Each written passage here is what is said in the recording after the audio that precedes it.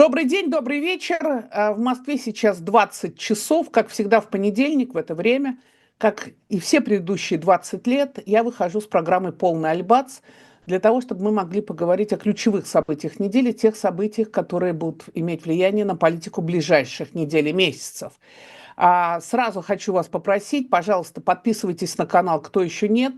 Статистика показывает, что только 48% из тех, кто смотрит эфиры, подписаны на канал, а это очень важно для продвижения этого канала. Ставьте лайки, пишите комментарии, только не пишите параши, пожалуйста, я все равно это не читаю. И я так уже насобачилась за 20 лет не реагировать на всякую парашу, что даже не тратьте на это время. И, конечно же, пишите, с какого города вы смотрите. Еще должна вам сказать, что появилась еще у нас одна возможность с вами коммуницировать, а именно, если у вас заблокирован YouTube, и по каким-то причинам вы не можете подключиться через VPN, то вы можете теперь смотреть эфир через программу Бутси. Она не блокируется российской властью. Нам подсказал это всем Юрий Дудь, он начал это делать, мы тоже это сделали, так что это совершенно для вас бесплатно, ничего для этого не надо, не платить, не становиться ни членом, ничего. Так что вот такие есть варианты. Ну, а сегодня мы, конечно же, будем говорить о нашей главной боли. 1000 дней войны, 1000 дней российского позора, 1000 дней мучений украинцев, которые последовательно Путин и его бандиты разрушают эту страну, превращая ее в no man land. 1000 дней, когда гибнут с обеих сторон сотни тысяч людей. Путин отметил эту, с позволения сказать, дату ударом из всех видов оружия, дронами, ракетами, баллистическими ракетами, включая кинжал, по украинским городам. В Сумах и в Одессе погибли дети. Дети погибли. И тем не менее война – это безбожная, античеловеческая война продолжается. Последний раз такой позор был на нашу голову, на голову людей с российскими паспортами, был в 1939 году, когда Сталин стал союзником Гитлера и напал вместе с Гитлером на Польшу 17 сентября 1939 года, а потом делил с ним Восточную Европу, и афганская война. И вот Путин заканчивает свое правление. Я надеюсь, что рано или поздно оно закончится вот этой страшной, отвратительной, позорной совершенно войной. Сегодня со мной в эфире известный блогер, уголовник, ему дали 11 лет за террористическую деятельность. В прошлом известный адвокат Марк Фейгин. Марк, привет. Приветствую, Женя. Надо поправить. Они мне не за террористическую пока деятельность дали за по 207.3, за, ну, так называемые фейки, называется дезинформация о российской армии. Это по части 2 мне дали по сумме. А дело по оправданию терроризма только готовится, еще рано пока. Понятно. То есть у тебя, Марк, будет несколько ходок. Да, у меня еще там дело за то, что я как иноагент не отчитывался, не указываю плашку. Это третье дело сейчас. Ну, в общем, у меня букет, да. Понятно. Ну, в общем, вот такой у нас сегодня замечательный гость, который ко всем своим замечательным регалиям, он еще и ездит непосредственно в Украину, Да? на линию фронта. И поэтому, Марк, первый вопрос, конечно же, вот 1000 дней войны. С чем мы подошли к этой страшной дате? Ну, мы подошли с промежуточным итогом. Есть, скажем так, все они безрадостные, но есть и то, что нас спасает, да, дает надежду, потому что Украина, ну, мало кто, когда война начиналась в феврале 22 года, мог предполагать, что 1000 дней мы будем отмечать как юбилей, ну, в кавычках юбилей, и Украина будет все так же независимо, все так же суверенно отстаивать свою независимость, воевать, и мало кто давал на это шанс. Ну, я всегда придерживаюсь той точки зрения, что ничего за 3 дня не будет, но тем не менее, факт остается фактом. Это и больше всего вот эти 1000 дней, почему, собственно, Путин сыпет на головы украинцев эти ракеты и дроны, его больше всего возмущает, раздражает, его триггерит, потому что, ну, действительно, потратить 1000 дней и перспектива такая, что завтра он не завоюет Украину. Это, безусловно, является для него поводом ужесточать и войну, отказываться от переговоров, прекращения огня и тому подобного, пока он не добьется своего. Это такой человек. Это людоед, безусловно. Ну, дело не в дефинициях. Вот. Так что для него это самоцель, от которой он просто так не откажется. Вот это тоже важно понимать. Остальные итоги. Мы прожили целую каденцию президента Байдена, который сейчас завершает, у него остается 2,5 месяца в качестве главы американской администрации, и наступают времена, когда к руководству приходит победивший на выборах 47-й президент Дональд Трамп. Здесь больше вопросов, больше неясностей, больше загадок относительно его перспективы будущего войны, его отношения к ней, плана того, как ее завершить и так далее. При всех критике, при всех претензиях к американской администрации демократов, она абсолютно обоснована, да, за нерешительность, за половинчатость, за страхи какие-то метафизические зачастую. Все-таки, но, тем не менее, 1000 дней они могут положить себе в копилку, в актив, что все-таки мы помогали как могли, может быть плохо, но 1000 дней государство Украина существует, продолжает существовать, продолжает отстаивать свою независимость. А что будет дальше, неизвестно. Вот с этим итогом мы подходим. То есть 1000, будет ли 2000, будет ли 3000 дней войны, мы этого не знаем. Чем завершится этот год, начнется следующий, тоже не знаем. Несмотря на все предвыборные обещания Дональда Трампа о том, что он чуть ли не за сутки, он, правда, немножко другое имел в виду, но организует переговоры, позвонит одному, позвонит другому, и вот по его силам это все сделать. Это промежуточный итог, который не дает нам видения результата, видения исхода этого всего, но тем не менее это итог важный, потому что без союзника Украина бы не выдержала. Это важно подчеркивать. Ну и следующее. Американская пресса пишет миллион погибших и, видимо, потерь. Там есть, видимо, и раненые и так далее. Вся цифра миллион. Миллион человек. Безвозвратные потери, да. Безвозвратные потери. Наверное, если человек оторвал ногу, руку или там полголовы. Да, это вместе с ранеными. Вместе с ранеными. Но это все равно миллион. Женя, это все равно миллион. То есть кто бы мог подумать, что к итогу 1000-го дня войны мы будем обсуждать цифру в уже миллион покалеченных, убитых, пострадавших и так далее. То есть можно ли это считать итогом? Отличный итог для Нюрнбергского процесса очередного. Да? Для того, чтобы кто-то за это должен отвечать. Получается, что вроде как давайте накажем как за проезд по трамвайному билету, безбилетный проезд. Да? Нет. За это же тоже кто-то несет ответственность. И историческую, помимо там юридической какой-то и так далее, и историческую ответственность, и политическую, и всякую другую. И это вечный вопрос, так сказать, а кто ее разделяет, эту ответственность? А в 1000-й день это важно. Мы рано или поздно приблизимся к сопоставимому с датой Второй мировой войны, когда сколько и она длилась, скажем, отрезок ее с 41-го называемой Отечественной войны. Сопоставимо ли такое в Европе бушует война в 21 веке? Это же тоже исторический масштаб. Итог ли? Конечно. А что же получается? Все усилия десятилетиями к тому, что уж точно в Европе, ладно, на периферии земного шара, такое не повторилось, прахом пошли. Оказывается, ничего подобного. Человеческая природа не только несовершенна, правители все так же алчны и циничны, и человеческая жизнь вообще немного стоит, получается так. Получается так. И кто-то развязывает войну, а кто-то не прилагает достаточных усилий, чтобы их остановить или предупредить. Вот с этим мы тоже столкнулись. Это тоже подыток такой вот того, что происходит на 1000-й день войны. Это горькие итоги, но о них нужно говорить, иначе, так сказать, мы не переживем и следующих 1000 дней. То есть нужно ясно отдавать себе отчет, что виновник, конечно же, первый тот, кто вину развязал. Здесь не бывает вариантов. Никогда, никаких. Тот, кто начал, тот и виноват. Вот. Поэтому делить ответственность, вот кто там жертва, не жертва, что обсуждать? Это очевидный итог. Да? Ее развязала Москва, ее развязал Путин, эту войну, Кремль, и они несут главную ответственность. Но все-таки мы тоже должны к этому 1000-му дню честно говорить, что определенную моральную вину или ответственность, было бы точнее сказать, опять же, я не в правовом смысле это обсуждаю, Это, безусловно, не выражается ни в каком практическом смысле, вина, ответственность индивидуальна, но мы разделять должны вместе с российским обществом. Российское общество эту ответственность тоже несет. Было бы глупо ее от нее освобождать. В разной степени, безусловно, в разной степени. Но общество эту ответственность несет, мы должны об этом честно говорить, для того, чтобы не кривить против правды, так сказать, не кривить душой, говорить честно и прямо, что не принять на себя моральную ответственность, но это не по заповеди, это не по Библии, что называется. Так что это тоже важный итог 1000 дней войны.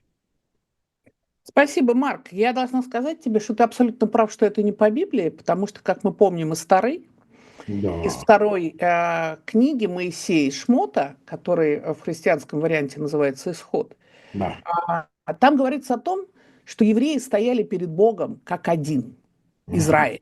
да, При получается. этом, то есть евреи для Всевышнего нету никаких делений, он не занимается микроменеджментом, как нам Да, иногда. безусловно. Да? Но при этом есть вторая сторона, что в Йом-Кипур каждый из нас для того, чтобы надеяться на запись в книгу жизни, а это важнейшая вещь и в еврейском календаре, и в еврейской судьбе, каждый из нас приносит извинения конкретному человеку за свою вину. И вот это очень важная вещь, потому что когда я слышу эти прекраснодушные рассуждения, нету коллективной вины, конечно, нету в юридическом смысле Безусловно, коллективной вины, конечно. но в моральном смысле, конечно, российский народ как один в этом смысле. Безусловно. Мы все виноваты за то, что мы допустили, что Путин 24 года просидел у власти, за то, что убили Алексея Навального и за то, что он устроил эту позорную, страшную войну. И при этом, конечно, у каждого из нас своя вина. Тут я совершенно...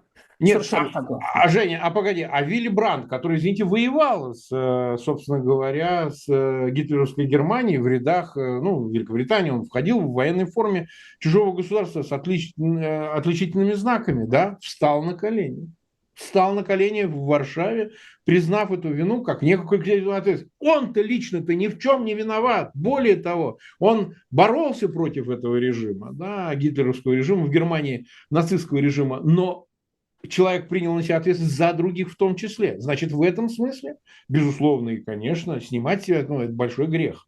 И в христианстве также это повторяется, и в других местах. То есть, безусловно, такая ответственность моральная, да, если хотите, почти метафизическая, она, безусловно, существует. Не осознав ее, вообще о каком излечении можно говорить. Куда двигаться тогда? Не очень понятно. С каким багажом, какую тележку впереди себя катить? Ну да, это власть, а мы-то что? Да? Ну так с этим весь 20 век прокатались с этой тележкой. И коммунизм не надо, и это все они кто-то, это все другие. И потом опять мы диалектически по этому же кругу опять на него попадаем, и по нему на этой вот карусели крутимся. И это до бесконечности.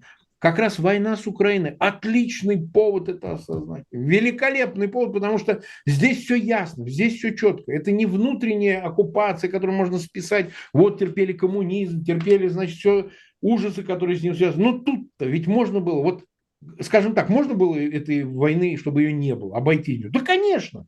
Ну, конечно, этой войны просто не могло не быть. Коммунизм, может быть, и избежать было сложно. Это внутренний вопрос, да? Исторического развития, всех других вещей. А вот уж точно войны в новое время с Украиной, да еще такой, точно, абсолютно можно было избежать. И для кого-то это прямая вина за ее начало, а для кого-то это безучастие. Такое отношение, что а что я? И так далее. То есть, безусловно, эту моральную ответственность, безусловно, придется осознать. Как бы это неприятно было, как это не соднило бы, но это все равно придется сделать. Ровно отсюда кто-то говорит, а это вы схоластические, абстрактные дискуссии. Ну, как абстрактные дискуссии? Вот, пожалуйста, конкретно акция 17-го, которая вот накануне состоялась. Это замечательная акция, антивоенная акция Юлии Навальной, Яшина, Владимира Карамурзы. Она замечательная акция. Но они же пошли. Это же тоже форма ответственности, когда давайте флаги уберем, давайте раздражать не будем. Триколоры, потому что под ними, вот я лично был в Херсоне, сзади здания, где пытали людей под этим флагом, значит, администрация, все знают. Вот конкретно я заходил в пыточную, и там висел этот флаг, там ФСБ сидел, да. То есть, вы понимаете, для украинцев, а тема-то украинская. Если вы идете с антивоенным шествием, конечно, здесь приоритет отдается именно этому. Конечно, и судьбам политзаключенных, конечно, и политическим убийствам, и режиму Путина. Но все-таки первично это антивоенные лозунги и антивоенные цели этого марша. И здесь пошли же навстречу. Вот сумели принять на себя это, сказать, да, триколор неуместен, это неправильно, это будет вызовом людям погибшим, пострадавшим и так далее. То есть это говорит о том, что да, очень важно тем, кто ведет себя правильно, ну все мы в эмиграции, мы все бежали, да, показать, что не все такие, как Путин, но даже и эти люди, которые уж точно, какая Юлия Навальная и где ее ответственность за войну, но тем не менее принимать на себя эту ответственность, это очень важно. Это дает пример всем остальным, перевоспитывает их. А ведь какие голоса мы слышим, да? Что Украина это не жертва, понимаете? Ну, она же на равных почти воюет. Или там, например, партия крови. Какой крови? Куда крови? Особенно дети, которых сейчас поубивали в Одессе и в Сумах. Ну вот только что, это прям вот мы сейчас сидим разговариваем, а сейчас продолжают убивать. Ну вот да, вот в Одессе там 8 человек, тут, там дети погибли, в Сумах вообще они постоянно обстреливают. Ну, видимо, они интенсифицируют в Курской области боевые действия для того, чтобы выдавить. Путин действительно поставил сроки. Но это говорит о чем? О том, что это продолжается прямо сейчас, это же не останавливается. Люди, которые, вот ты же была все-таки в Украине, ты понимаешь, как это. А для очень многих, в России, конечно, это все как-то очень далеко. Это где-то совсем они вообще даже не понимают. Я общаюсь с людьми из России. Они, конечно, эскейп кто-то ушел. Я вот ничего не знаю, голову засунул, жопу выстрелил, как страус. Меня это не интересует. Конечно, о какой ответственности с ними говорить? Они даже не понимают, о чем разговор идет. Так если кто-то не будет им об этом говорить, если кто-то не будет их в этом, так сказать, пытаться к этому привлечь, как-то озаботиться этим, ну тогда вообще народ тогда останется в инфантильном этом состоянии. Это где-то, это не мы, давайте нас не втягивайте и так далее. Вот и все. На самом деле, в денацификации Германии один из важнейших пунктов было принятие немецким народом своей Ну да. ответственности за войну, за разрушение Европы, за Холокост. Именно вот сначала пытались сделать вид, что там были только отдельные нацистские преступники. Точно так, да. В первой волне денацификации. Что только там были вот это гестаповцы, мы их будем судить. Вот это нацистский суд. Вот был Нюрнберг, чего вы еще хотите? А потом оказалось, что это совершенно недостаточно. И оказалось, что абсолютно необходима денацификация, построенная на понятии того, что немецкий народ как народ виноват за то, что делал вид, что ничего не знает. За то, что люди жили в Освенциме рядом с Аушвицем, ну, по-русски Освенцим, а так Аушвиц, и спокойно праздновали Рождество, а в это время живых людей жгли в печах. Понимаете, они только жаловались, что в воде очень много, значит, праха, и поэтому совершенно невозможно пить эту воду. Ну, конечно, воду с прахом, наверное, невкусно. Ну, бесспорно, да.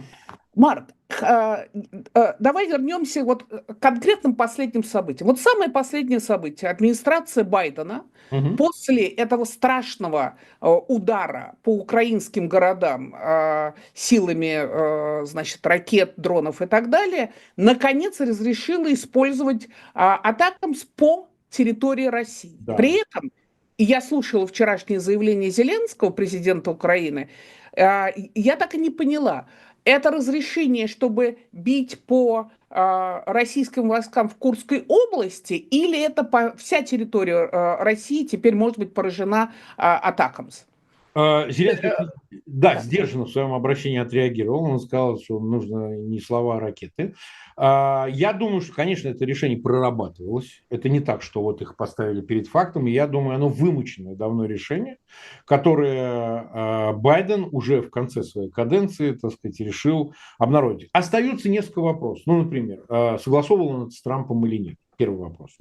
Сложно ответить, потому что... Но он не должен согласовывать, он действующий президент. Ну, Трамп пока только избранный президент. Но то я думаю, что во время встречи в Белом доме, конечно, они об этом говорили. Вот. То есть, ну, не согласование, но хотя бы он не... Там есть традиции. Уходящая администрация не создает проблем наследуемые. Или наоборот, решает проблемы, которые да, решили, чтобы не перекладывать на плечи следующей администрации. Но, значит, все равно надо как-то это обговорить. Правильно, но, Марк, в такой ситуации Трамп, когда он вступит в должность 21 января 2025 года, он может сказать Путину, вот Байден разрешил, я могу запретить. Да, давай Но ради договоримся. этого отдайте Да. то-то, то-то, то-то. Это Да. становится еще переговорной позицией. Тогда это точно, если он это использует, аргумент, значит, точно они с Байденом это обговорили, потому что, ну, у Байдена такая ситуация, при которой он, скажем так, не сделал этого 3 месяца, например, назад, или 2 месяца назад, хотя ничего не препятствовало с точки зрения его полномочий и всего остального. Значит, что-то поменялось, значит, что-то повлияло. Формально это звучит так, что Украине предоставлено это право использовать ракеты «Атакамс». Да, действительно, максимальная модификация есть до 300-километровой дальности, но на территории Курской области в связи с северокорейским присутствием, да, соединений, которые уже вроде бы воюют. Ну, вот пленных нет. Вот мне нужно, чтобы показали пленных. Все, ну, ясно. Вот они уже в плен падают. Говорят, То есть сообщение ВСУ о том, что им противостоят в Курской области северокорейские солдаты, не подтверждается или подтверждается? Нет, нельзя так сказать. Мы просто хотим публичных подтверждений. Не публичные, там на уровне гурмов наверняка все это уже есть, но по каким-то своим соображениям какие-то вещи не обнародуются. Какие-то соображения там руководство военно-политическое может для Украины для себя решать. Может, они их возьмут, отзовут сейчас, этих северокорейцев, какие-то влияния будет. Но так или иначе, Байден связывает передачу этого разрешения, да, предоставление разрешения Украине использовать эти средства с двумя вещами. Это Курская область, да, территория Курской области, но это порядка 80 километров тогда только есть возможность обстреливать ее территорию, потому что, ну, от Курска до Москвы это 500 километров, известно, да, ну, легко карту посмотреть. Я думаю, что речь пока идет о Курской области, пока публично, чтобы проверить реакцию. Да, решение, скорее всего, предоставлено. Это не только сообщение американской прессы, сейчас это обильно комментируется.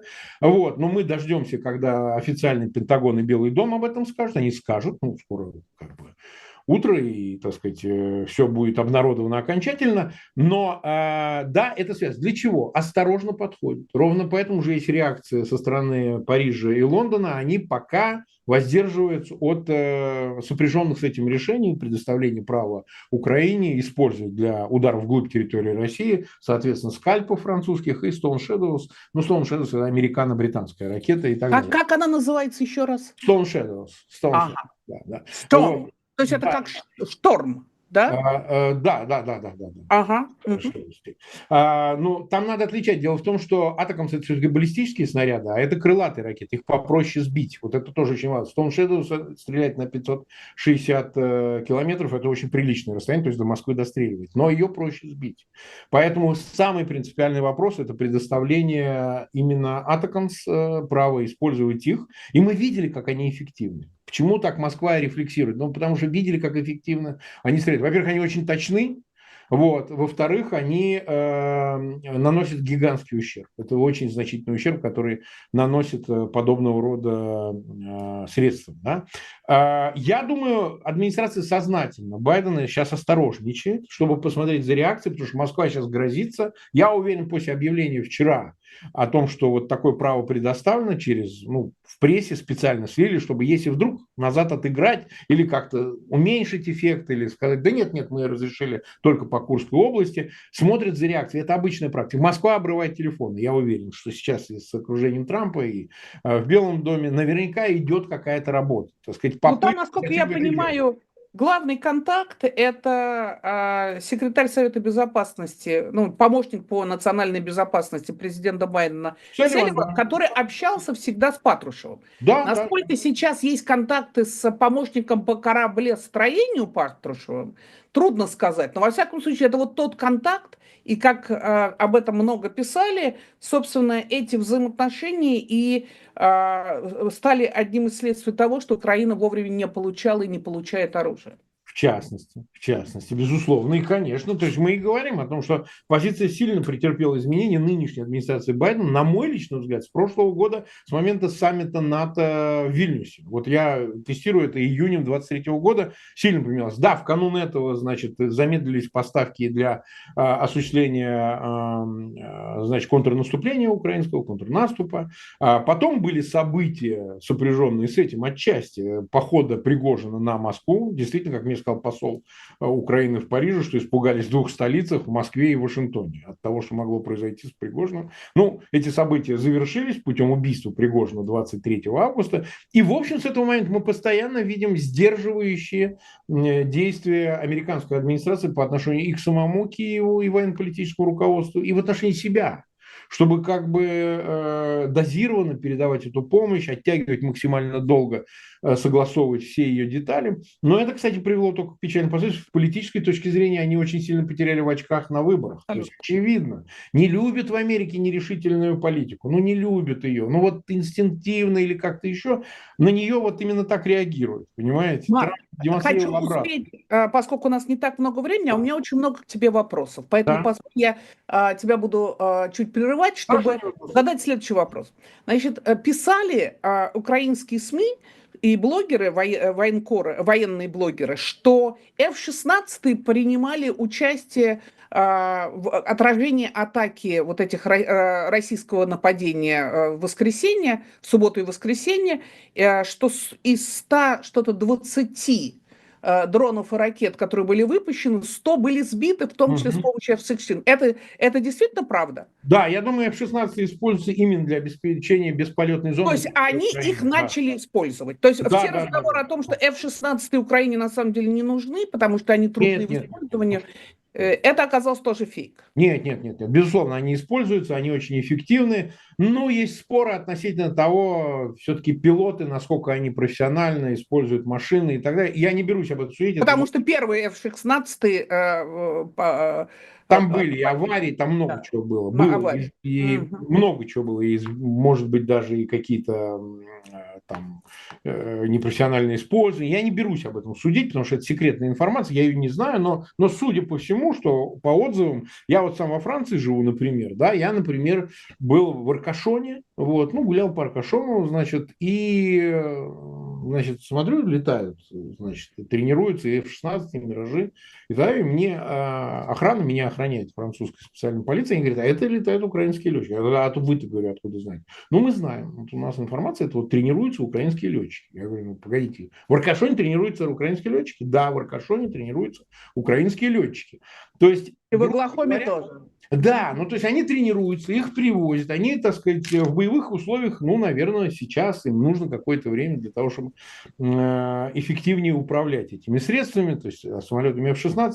Конечно, было бы проще и лучше, если бы за штурвалами сидели ветераны, опытные американские офицеры, которые могли бы управлять этими самолетами. Вообще это обычная практика. Вот пилоты – это высшая каста, да, так сказать. И во Вьетнамскую войну то же самое происходило с советскими пилотами. И в некоторых войнах на Ближнем Востоке Израилю помогали. И сам Израиль там кое-где, так сказать, использовал своих пилотов. Пилот – это высшая каста. Потому что, ну, понятно, сейчас времена меняются, сейчас много других видов и средств, которые, в общем, замещают наличие истребителей, штурмовиков и так далее, потому что на территории, например, оккупированной они не летают, их сбивают. Да? Поэтому они могут использовать только с территории Украины, это безопаснее. Вот. Несмотря на то, что риски. Поэтому F-16 есть, но говорят, это всего 20 самолетов, 2 эскадрильи. Которые были Нидерландами предоставлены. Да, вот именно они. Больше вроде бы ничего нет. Конечно, если бы их было больше и было бы предоставлено больше ракет, они же, в общем, используются и как... Как обещали еще весной 2022 года. Я думаю, что их дали, но их очень ограниченное использование, вот в частности для обеспечения бесполетной зоны на территории Украины, и то все равно этого тоже недостаточно, мы видим по ударам, которые производятся, это тоже неэффективно. Будет ли решаться этот вопрос? Ну как, времени уже не остается. Если уж Байден, вот с моей личной точки зрения, решился на значит, то, чтобы предоставить это право, вымученное право на использование американских средств, будет по территории России ударов, ну, наверное, можно хотя бы заявление сделать о том, что мы принимаем заявку в НАТО от Украины. Конечно, это не одно и то же, что ее принять. Этого не будет, но писали о том, что американцы, сейчас Пентагон должен на 9 миллиардов, если мне память не изменяет, дать оружие, предоставить оружие Украине, там, оно есть в Европе, поэтому могут это сделать быстро. Вопрос по звонку Олафа Шульца, канцлера Германии, Путина. Что это такое? Почему Шульц решил смигнуть? И каковы последствия? Ну, сегодня уже Песков прокомментировал, обсуждалась ли угроза Шольца с Путиным о том, что в случае несогласия Путина или недоговоренностей может быть предоставлено право использовать Украиной средства, которые предоставляются западными союзниками. Песков сказал, нет, этого не обсуждалось. Хотя я подозреваю, какой-то намек в этом был. Почему он звонил? Ну, есть формальный предлог. В Берлине был Байден, встречался с Шольцем, Макроном и Стармером, премьер-министром Великобритании, и они ему поручили просто, вот давай ты ему позвонишь. Я не думаю, что прямо вот он проявлял какую-то самостоятельную инициативу. Нет, давайте я позвоню, я добьюсь и так далее. Было более или менее понятно, каким будет результат. Что Путин ни на что не пойдет. Вот важно понять, кто бы ему ни звонил. Макрон ему будет, Стармер будет звонить, Шольц будет звонить, Трамп будет звонить. Путин не согласен отказаться от того, что мы в начале программы обсуждали, главной своей цели получить всю Украину. Вот это важно понять. Дальше техника. Как он это сделает? В 2 прыжка, в 3? Это уже второй вопрос. Но он не откажется от этой цели. А они все время его хотят склонить к какому-то компромиссу. Забери то, что ты уже захватил, но на остальное ты претендовать не можешь. Вот давай демилитаризованную зону создадим, давай войска ведем. Ну, мы-то вот лучше понимаем русскую власть и Путина конкретно. Он на это никогда не пойдет. А здесь еще иллюзии могут питать какие-то, вы понимаете? Может, им так проще, может, они тоже уже иллюзии не питают, но им выгодно демонстрировать, но мы-то усилия предпринимаем. Вот мы-то пытались, в чем вы нас упрекаете? И тот же Шольц, который сейчас в связи с новыми выборами, они предстоят, правительственная коалиция развалилась, ему тоже нужно оправдаться перед избирателями. Понимаете? С одной стороны, он не дает Таурус и говорит о том, что нет, мы на это не пойдем, это непредсказуемые последствия, эскалация. А с другой стороны, он должен показать, что все было не зря, что он последователен во всем остальном. Сегодня вот заявили о том, что тяжелые дроны Германия поставит, что это напоминает там, микротаурусы и так далее. Вот. Ну да, они оружие поставляют. Германия один из главных в Европе, я имею в виду, поставщиков вооружений, боеприпасов в Украину. Ну, конечно, Америка это 50-55%, остальное делится на всех остальных. Да, и в Европе это Германия номер один, потому что ее промышленность позволяет передавать эти средства, запасы есть и так далее. То есть он в такой ситуации, при которой ему и публично надо показать, что все было не зря. Но любой политик к этому стремится, какой бы он циничный не был. А с третьей стороны это вот некое коллективное обязание. Вот ты давай, вот с тебя не убудет, вот ты и позвони. Вот там он в Германии неравнодушно себя ведет, дышит, да, неровно Путин. Ну вот ты пусть и попробуй. Мы все пробовали, вот теперь ты попробуй. Так что в каком-то смысле он выполняет некий коллективный наказ, я думаю. И он, может быть, и сам не особенно счастлив от этого всего. Потому что, ну, какой смысл звонить, если от этого толку никакого? Да? А толку было, оно обречено было на никакого толка. Тем не менее, он это делает. Ну, здесь уже возникает некое вот у коллективного Запада поручение, которое кто-то должен выполнять. Все равно кто-то должен. Понятно. А скажи, пожалуйста, вот писали о том, что вроде бы Трамп с Путиным разговаривал, непонятно, кто кому звонил, Угу. и вроде бы Трамп просил Путина не эскалировать, Да. и сказал о том, что американские войска находятся в Европе. Такое вроде бы как угроза. Песков сказал, что это полная фантазия, этот разговор. Но мы понимаем, что Пескову соврать... Да, конечно. Ну, что вот. Как ты полагаешь, был ли такой звонок? И второе, вот этот ракетный удар, последний страшный, это ответ Путина на слова Трампа, если такой звонок был? Ну, вот с чего начнем. В принципе, разговаривает ли Трамп с Путиным? Вот мы видели Вудворта, книгу «Война», где он говорит, что такие после февраля 22 года... 3 звонка было, да. 3 звонка. Ну, погодите, и штаб Трампа этого не отрицал. Они как-то так невнятно прокомментировали, но отрицания такого нет, там, нет доказательств. Понятно, что Вудворту передали эти сведения из спецслужб. Ну, спецслужбы, безусловно, это контролируют. Больше того, я уверен, что перед спецслужбами нет секрета. И они взаимодействуют и с Трампом, и с Илоном Маском, которые разговаривают. Но это очень по грани ходить, если заниматься вещами, общением с Путиным без контроля американских спецслужб. Ну, так не бывает. Да? То есть так не бывает. Американские спецслужбы выполняют... Их просто много. Их 17 штук американских спецслужб. Ну, какая? Только у Министерства обороны 4. Ну, тем не менее, я уверен, что тем, кому надо, они знают, были такие разговоры или нет. То есть это если в национальных интересах США, а так это, в общем, артикулируется, то, наверное, такие разговоры могли, во-первых, быть. Нет, Боб Вудвард очень очень хороший источник. У него Да, прекрасный... вряд ли он станет вот паразитировать без факт-чекинга. Мы же это понимаем. Да? Он патриарх, там на 9-м десятке, человек заслуженный с Уотергейт, портить ему свою репутацию вообще ни с чего и зачем. Ему дали доказательства, показали. Он сказал, окей, он это упомянул в книге. Значит, сам факт, что такие разговоры бывают, все, это очевидно, и мы это не ставим под сомнение. Был ли конкретно этот разговор после выборов между Трампом и Путиным? Я могу допустить, что контакт какой-то был. Был ли это авторизированный контакт конкретно Путина и конкретно Трампа, я не могу судить. Это действительно... Он не может быть со стороны Трампа, он не может быть авторизированным, потому что переходная команда должна подписать специальное соглашение со специальной службой, Да, да. который предоставляет защищенную связь. И да, предоставляет да. защищенную связь. Это была незащищенная связь, так же, как разговор Трампа и Маска с президентом Украины Владимиром Зеленским. Да, когда... Но вопрос только в одном. Ты, в принципе, допускаешь, что Трамп мог угрожать Путину, и Путин ответил ракетным ударом, или это скорее, так сказать, наши благопожелания? Мы исходим из того, что сам Трамп в интервью Wall Street Journal заявил, что когда я, будучи президентом, встречался с Путиным, сказал он, я ему говорил, что если меня заставят, я ударю по-моему, ты же меня знаешь, там скобочка была, что, ну, как бы предположил, что я псих, с меня что там взять, да? Он это процесс, и на это ответил Песков. Он сказал, мы такие разговоры, так сказать, двусторонние между двумя президентами не комментируем. То есть, таким образом, как-то дав понять, что что-то подобное, возможно, и звучало. Представив эксцентрику Трампа, мы можем допустить, что он может разговаривать, вот, ну, такой, как полукриминальный бизнесмен, да там смотри, я вот такой, я вот то. Я этого совершенно не исключаю. Вот в нем есть это такое и понебратство, и такая удаль, и понты.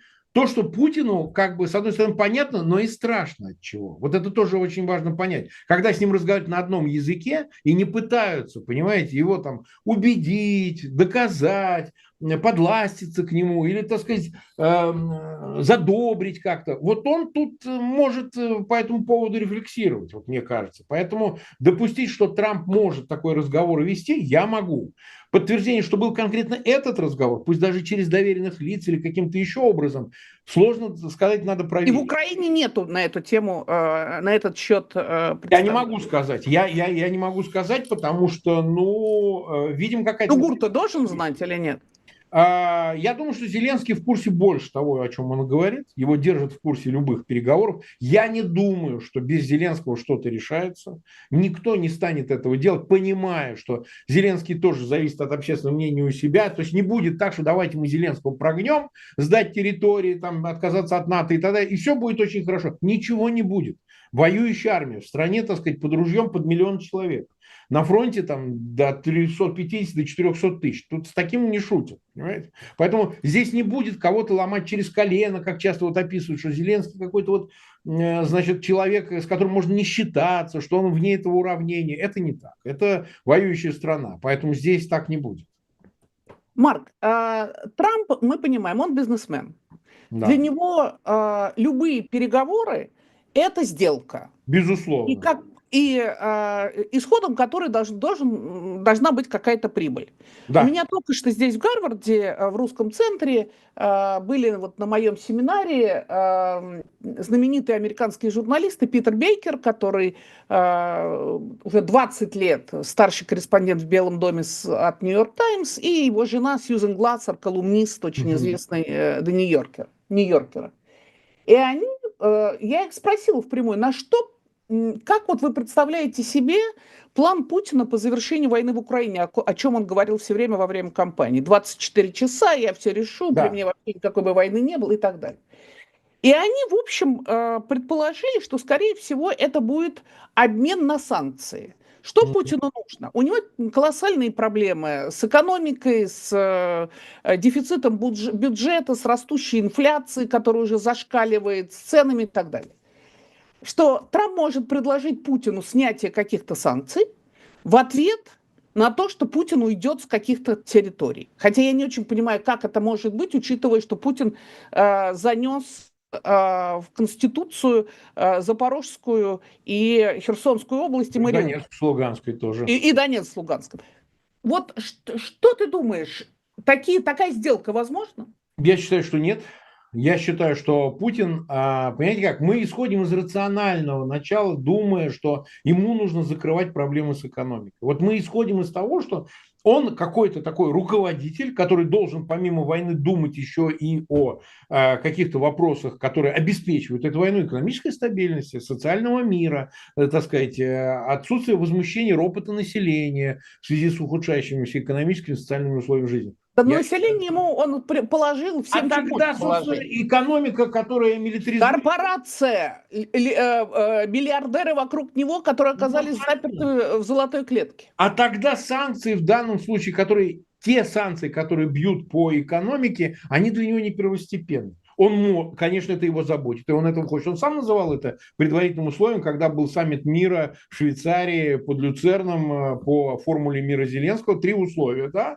Он называл отмену санкций, не вступление Украины в НАТО, ее внеблоковый статус и освобождение неоккупированных частей территорий 4 областей: Донецкой, Луганской, Запорожской, Херсонской. Он сам об этом говорил.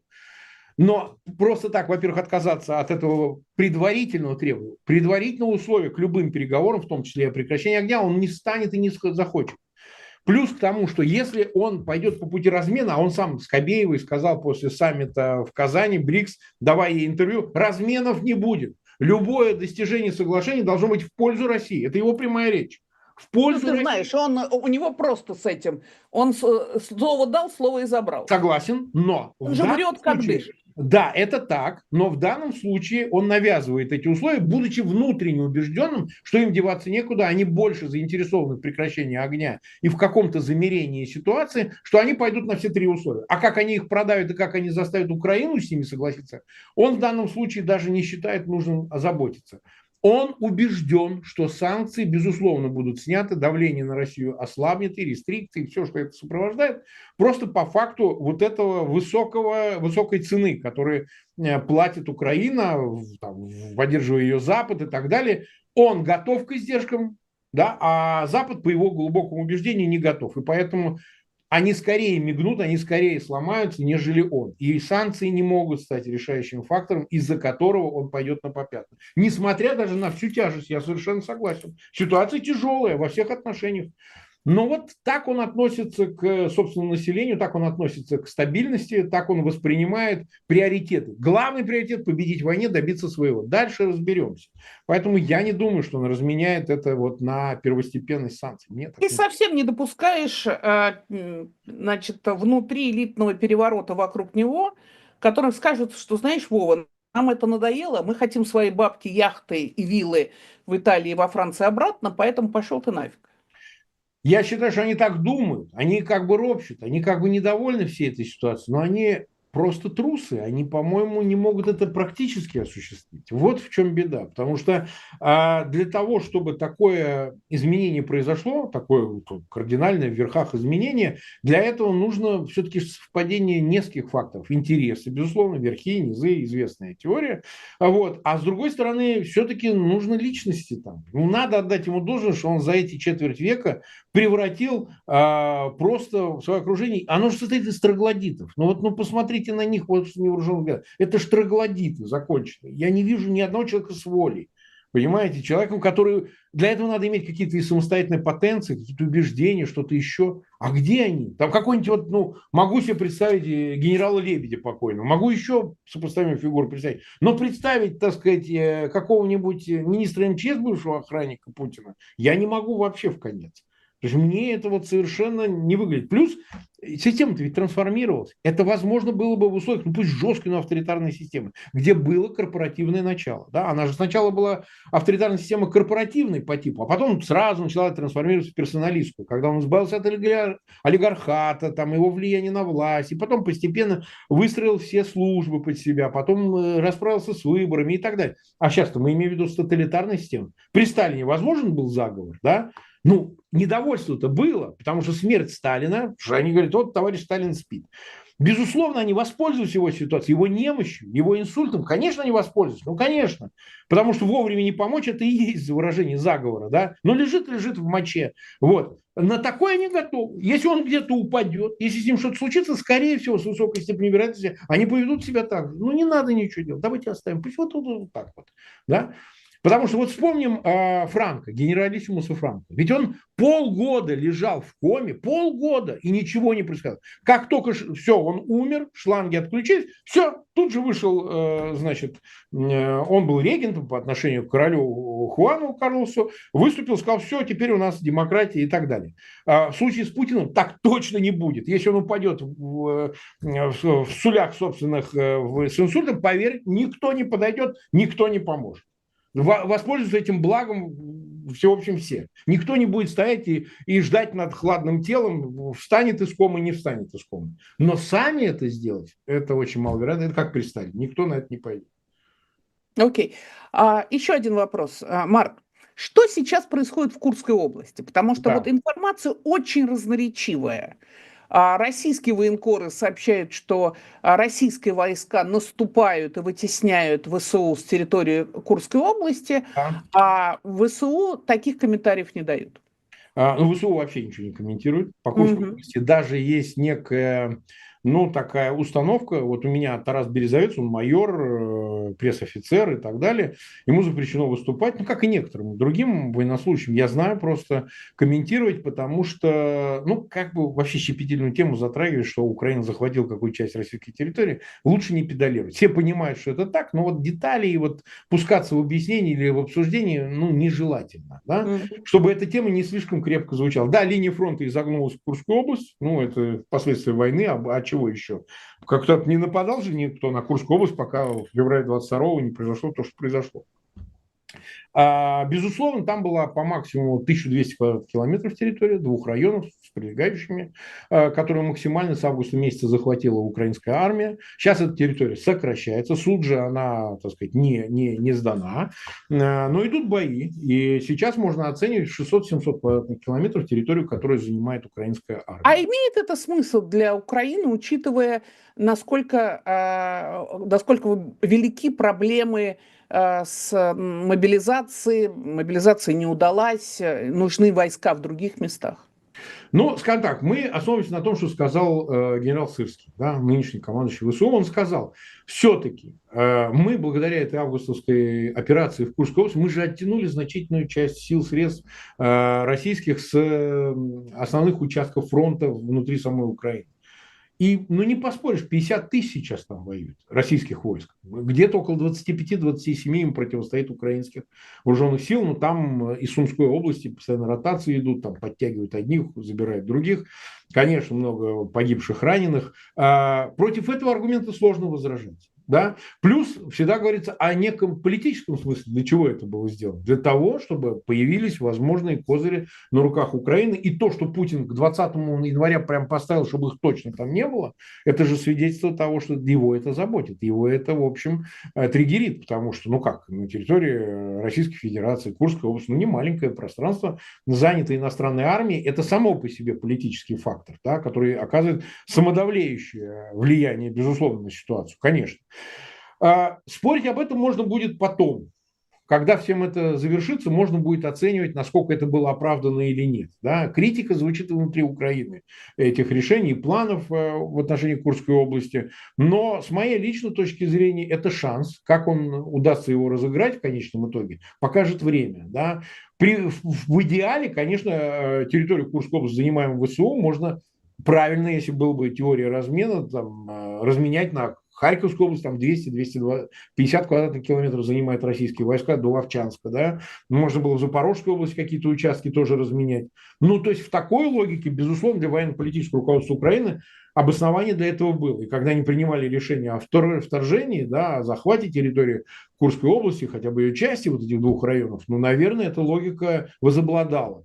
О том, насколько она была правильной или нет, все-таки сейчас в моменте сложно судить, надо дождаться каких-то, в общем, событий, я бы сказал так. Следующий вопрос. Писали о том, что фронт посыпался на Донбассе, что вот это быстрое продвижение российских войск и захвата основных там железнодорожных, значит, перекрестков и каких-то там высот, да, и так далее, что это свидетельство того, что там фронт посыпался. Что правда, что нет? Ну, крепкие выражения относительно посыпался фронт, когда фронт сыпется, вообще просто не встречает препятствий, просто бронетехника вперед идет вместе с пехотой и все. Такого, конечно же, нет. Ну, иначе бы они бы уже пересекли там, где Осколы в районе Купянское направление, уж точно бы, и реку перешли, и зашли бы в Купянскую узловую, Купянск, сам я в нем был, в этом Купянске, узловой Да, был. я помню это Вот, да, хорошо. наверное, бы уже взяли бы Покровск. А что тогда-то? Я и в Покровске был. Ну, Покровск город, ну, как город. Вот я ездил в Калиново, оно, кстати, еще под украинцами на Авдеевском направлении, и оттуда смотрел на Коксахим, между прочим, там несколько километров, там видно было его, Коксахим, трубы его. Вот. Ну, Покровск-то не взят. Да, сейчас предпринимаются обходные маневры и так далее. С декабря прошлого года российские войска заняли около 2500 квадратных километров. Много это или мало? Сопоставимо это с тем, что в Курске был на пике захвачен 1200 квадратных. Это и много, но с другой стороны, это и, извините, не войска, подступившие там, к Днепру, или я уж не говорю про Киев.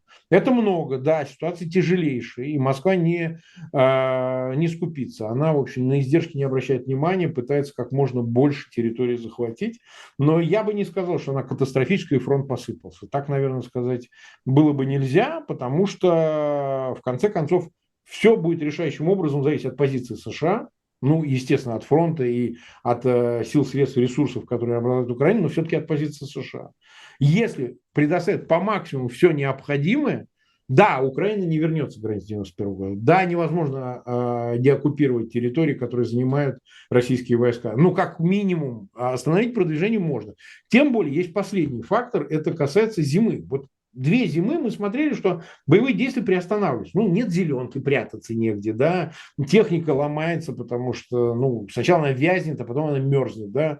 Болеют солдаты в окопе. Вот, ну, я специально ложился на землю зимой, и я хочу сказать, что вот нормальный человек 5 минут не пролежит на земле. В чем на нем не был, бушлат, броник там и все остальное, какие варежки делал, это очень-очень холодно. Сидеть в посадке зимой, где просто нету зелени, ничего, и минусовая температура, это невыносимо. Я думаю, что, скорее всего, боевые действия приостановятся в декабре, интенсивность их сильно снизится. И наступление российских войск точно замедлится просто из-за климатического фактора, из-за сезонного фактора. И с этой точки зрения я не думаю, что они там вот Павлоград хотят взять. Ну, это невозможно. В Днепровской области выйти на ее границу и даже пересечь. Я думаю, что такой возможности сейчас нет. Ты допускаешь, вот был сейчас опять удар очень мощный по Одессе. Ты допускаешь, что Путин попытается бросить штурмовую группу или там, я не знаю, бригаду, я плохо разбираюсь в этих Да. названиях, честно сказать, на Одессу, на Харьков, и говорили о том, что он может даже предпринять бросок на Киев. Ну, что касается Одессы, это совсем авантюра. Такая какая-то прям, это надо высаживать десант, либо это вот Приднестровье, они с Одесской областью граничат, Мгм. оттуда, ну, в нынешних условиях это очень сложно. Что Харьков. касается Харькова, все-таки движение, к Харькову все-таки продвижение некоторое есть, не очень большое. Пока они не достигнут Салтовки, я не думаю, что такая перспектива есть, но они сильно обстреливают Харьков. Да, и Харьков, и близлежащие районы, это есть. До Нового года точно такого не произойдет, никакого марш-броска, спурта такого, мне кажется, невозможно предпринять. Что касается Киева, ну это опять же, Киевская область, это опять Беларусь, как здесь, то есть это все зависит от белорусского руководства.